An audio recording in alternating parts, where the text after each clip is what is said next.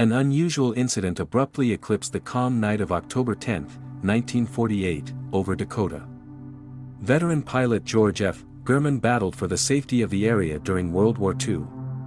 However, he faced off against an unnamed thing. German was led on an unbelievable pursuit when it and the spectral speedboats materialized from an unearthly light. A man and an extraterrestrial creature engaged in a hitherto unseen conflict. German still didn't have all the answers he needed after the aerial conflict, just what occurred that evening. What did George F. German come across? Please tell me. Was that an aeroplane? An innovative tool for the military? Is it possible it was something even scarier?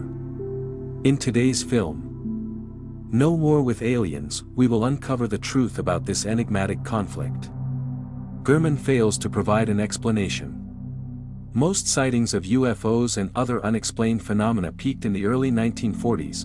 This was also during World War II, when reports of UFO sightings at high speeds were commonplace on both sides of the conflict. The pilots initially mistook this for a covert weapon or technology used by the enemy. Nevertheless, nations failed to discover any indication of the creation or utilization of such devices following the conclusion of the conflict. This led to speculation about extraterrestrial threats and made the Foo Fighters phenomenon a well-guarded secret. Strange object sightings surged in tandem with the expansion of aeronautical technology and space initiatives. The most well-known one is the July 1947 UFO incident in Roswell, New Mexico. As a result, several urban legends regarding extraterrestrial life began to circulate in the media and the general public. In 1947, the United States Air Force also began a number of studies to study UAPs. The Blue Book Project, which investigated extraterrestrial life, was one such endeavor. This effort was an extension of the Psi 1947 and Grote 1949 initiatives. An attempt to ascertain whether or not extraterrestrial objects posed a danger to national and international security was launched in 1952. The majority of the 12,618 UFO claims were determined to be due to natural occurrences or ordinary aircraft after careful analysis. The Blue Book Project owes a great deal to this man's contributions. Admiral Edward J. Ruppel had researched and evaluated several sighting claims involving extraterrestrial beings and flying objects. In his view, however, pilot George F. German's aerial crash was the prototypical UFO occurrence. The United States Air Force benefited from the services of German, an American soldier. He remained an active and valuable member of the North Dakota National Guard's Air Force following the war. He became a role model for novice pilots due to his extensive expertise. His role as a role model and instructor of tactical skills to pilots is one of his most significant accomplishments.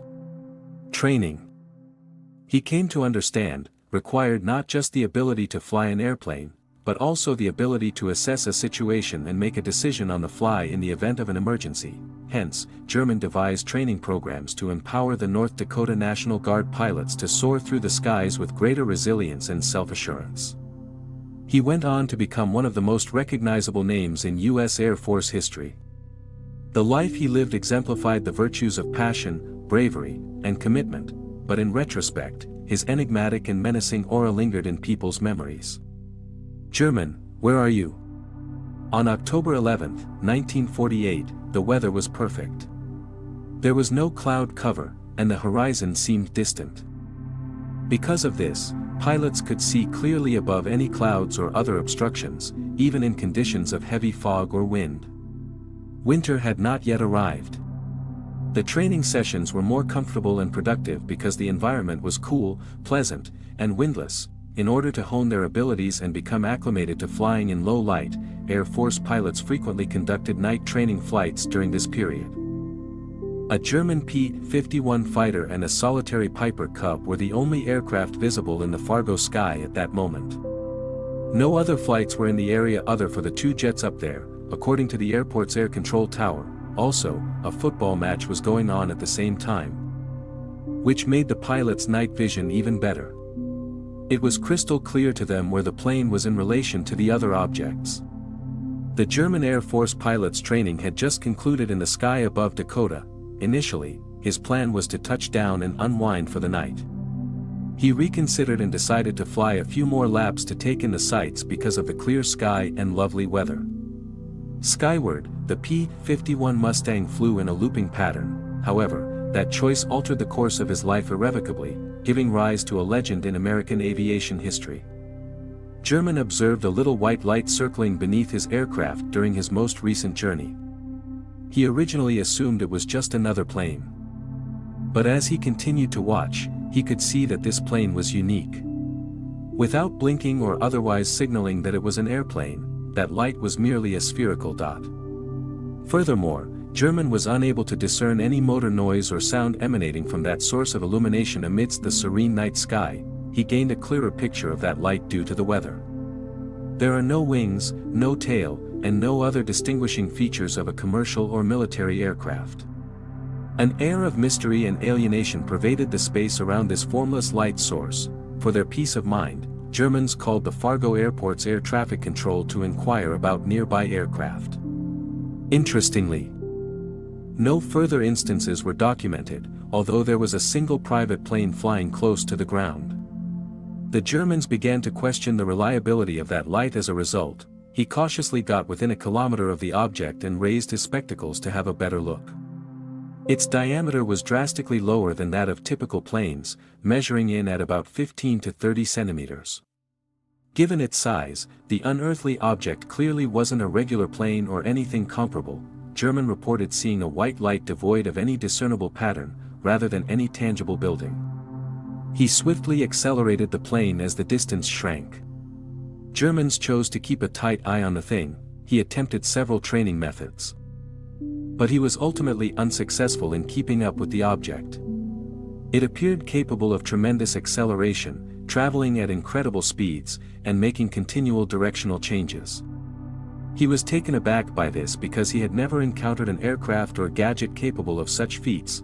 Not obeying the standard flying principles, the item soared high, landed low, and traveled horizontally in a very simple manner. The German pilot had no choice but to circle the aircraft in an attempt to get a better look. German called Hector Airfield's air traffic control at 9:07 p.m., which is 5 kilometers from Fagau Airfield, to inquire about the possibility of detecting any planes in the vicinity other than his P-51 and the P-20. No, was still the response. Furthermore, according to airport personnel, the remaining flight's pilots and passengers also noticed a bright object toward the west. Germans decided to get closer to the object because of all the mysterious stuff around it. It was midway through its trajectory that he realized he couldn't keep up with the object's pace. At 1,500 meters in the air, German veered to the right in pursuit of the light spot, but it soared past him as they were barely 300 meters apart. Germans ended up with nothing after this battle. Still, he chose to fly over the German planes and do a full U-turn because he could feel the danger. Subsequently, this item abruptly rose vertically. German was determined to keep going. At over 4,000 meters above ground, the P-51 was being forced backwards as it soared by an enigmatic light spot. Germans attempted to pursue it and crossed the mysterious light spot twice more, despite the fact that the height was over 600 m, but they were unsuccessful each time. The object was now en route to Hector Airport. Over time, the American pilot was able to lose sight of it because he could only watch from a distance.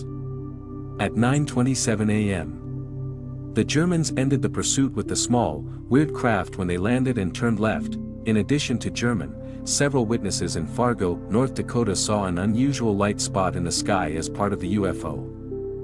There was still another plane in the skies during the chase, the Piper Cup, in addition to the P-51 Mustang, as reported earlier. A local company manager named Anna Nelson was one of the witnesses, and the plane was piloted by a Canadian. They were both there when German pursued the weird thing. They saw what appeared to be a tiny white light that was not moving in a regular plane. Additionally, Nelson verified that it exhibited no noise and no telltale signs of being an aircraft or other type of flying apparatus. This light was being watched by both Cannon and Nelson. They observed the object's adaptability and functioning in line with German's account. Lloyd Jensen, a flight attendant, and the other air traffic controllers at the Fargo airport were also on the ground and saw everything that happened. A dazzling white light dancing across the Fargo sky was seen to everyone. The thing was flying very quickly, changing directions quite suddenly, and not resembling any plane, according to all of them. This flight became famous across the US and the world thanks to the vast number of witnesses, including the first two. The object's provenance piqued the interest of many. What exactly was German actually confronted with? Investigations were initiated by US and government entities immediately upon the incident's reporting. That light, what was it? Could we trust many witnesses' most public statements? Reconvened were all people who had beheld the German pilot's flight. Strange objects and the flight were described in a similar fashion by all of them. The fact that German was a well-known and experienced pilot also added credence to his story. The case was forwarded to the Air Force's official UFO Phenomena Research Project after a comprehensive examination yielded sufficient proof. A few hours down the road, Fargo was visited by a team of military personnel from the SAI project, an alien research initiative. While the Piper Cup was in flight, members of the Hacker Air Force interviewed German, Cannon, and other passengers. As the P-51 Mustang took off, other officials verified the takeoff. Compared to other combat aircraft in the vicinity, this one had a higher launch velocity, they discovered. The fact that the ex-pilot flew dangerously near to a device fueled by nuclear energy lends credence to the claim. The United States Air Force ruled out the idea that the item was a plane or a typical aircraft at the time. As per the investigation, something out of the ordinary may have occurred to German on Fargo as well. Regrettably, the SAI study could not reach a final conclusion based on the facts collected until the very end. They stated that there was insufficient material to provide a clear explanation of this happened. The majority of those who were interested in and followed the case did not find that response convincing. Late in 1948, the SAI experiment came to a close. The Groot project was launched by the U.S. Air Force to further investigate UFO occurrences less than 1 year after the initial investigation. This mission was regarded as the first and most active in the history of extraterrestrial study, spearheaded by Edward Gruber, the same individual we mentioned at the beginning of the film. The leaders gave Germans' issue another thought, but they approached their investigation in a manner that downplayed its peculiarities. Rather of concluding that it was an extraterrestrial object, Groot specialists entertained the possibility that it was a meteor or a weather balloon. Even more problematic was the fact that many scientists' opinions did not line up with the reports the group had. They still don't know if the terrible item can move in any way, and most importantly, they haven't found any proof that it resembles a weather balloon. There is still no clear answer regarding the object's origin, but the Groot project determined that it did not constitute a danger to national security. We are still waiting for a response from the German Air Force after two massive Earth-scale events. It took 3 years after the Groot experts' findings were made public before the case was revisited. After reviewing all of the prior records and finding the German declaration to be genuine, the U.S. Air Force continued to construct the Blue Book project in 1952. This project was the longest and most famous of its kind. The project's scientists took note of German's constant object descriptions and the fact that he was a seasoned pilot without prior psychological training. Some Blue Book project specialists speculated that the item might have been a natural or meteorological phenomena that has thus far eluded identification. The object's rapid and nimble motion, however, rendered this explanation untenable in the eyes of German and the other witnesses. Even though it involved an unnamed entity, the United States Air Force ultimately determined that the incident did not constitute a threat to national security. The final judgment regarding the collision with the unusual object of German was tough to reach for all three projects, Sunsight, Groot, and Blue Book. Because of this, the conflict became shrouded in mystery, maybe the most shrouded in history. However, it also made it more difficult for the mule to think in a scientifically sound manner, since the incident's character did not adhere to conventional wisdom. Not to mention that this theory is well supported. Some people think that the German crash proves that aliens are here. Yes, I understand. This explains all the ridiculous things that happen in the pilot's tale. What German truly witnessed was an extraterrestrial spacecraft. Recall that even the most sophisticated American anti-aircraft planes of 1948 were unable to accomplish such maneuverability and rapid speed changes. More than that, eyewitnesses reported seeing a luminous object devoid of wings, motors, or propellers. These were the most crucial features of airplanes during that lifetime. Because of this, many started to wonder if the object had technological capabilities beyond anything mankind had ever encountered. On top of that, no pilot could get the plane to fly at will or make abrupt course corrections. Consequently, the flying machines were unable to withstand the tremendous speed of the Earth. Thus, any pilot within must be of a species capable of using such controls or be equipped with an autonomous navigation system. Revelries about extraterrestrial visitors were among those that led the majority of Americans to accept them as fact. The infamous Roswell event debunked UFO claims before the German Air Force's first year. So, it came as no surprise when this story was associated with aliens. After Roswell, aliens probably started using smaller, less noticeable craft to explore or watch Earth. The Germans, unfortunately, figured out this scheme. But a major question remained unanswered, and this report was ultimately rejected. The results of the 3 UFO studies contradicted our assumptions. Why? Is there a secretive explanation? The official military and government, according to many, are not only trying to keep the public distracted from extraterrestrials but also to keep tabs on UFOs. Like many previous instances when the government labeled incorrect observations, these initiatives frequently conclude with nebulous explanations or treat the occurrence as a natural phenomenon. Roswell 1947 is the most well-known occurrence in these efforts. The United States Air Force initially claimed it was a crashing jet but later clarified that it was only a weather balloon. Because of this shift, a lot of individuals think the government is trying to cover up the truth concerning UFOs. Was the German Air Force similarly targeted? The Ministry of Truth, MUI, is of the opinion that the government may have concealed evidence of aliens, photos, documents, or even technology, in order to prevent misunderstandings or to preserve technological superiority. The military may have felt the need to keep the revelation of aliens hidden because of the potential impact it could have on politics, religion, and society at large. Information leaks endanger both citizens and the nation's safety. In any case, a nation that possesses alien technology may prefer to conduct clandestine studies in order to perfect it before disclosing it to the general public or other nations. Consequently, the unsatisfactory results of the UFO research effort might be understood. Those have come to believe this notion, but there are also those in the scientific and expert communities that question whether or not aliens had anything to do with this finding. They provide an explanation based on scientific principles, but it all adds up to a web of uncertainty, with many unproven or inappropriate components. It appeared that our nation lacked the capability and level of development necessary to produce such a miracle in 1948. 2 years down the road, the Soviet Union had already created cutting-edge anti-terrorism technology.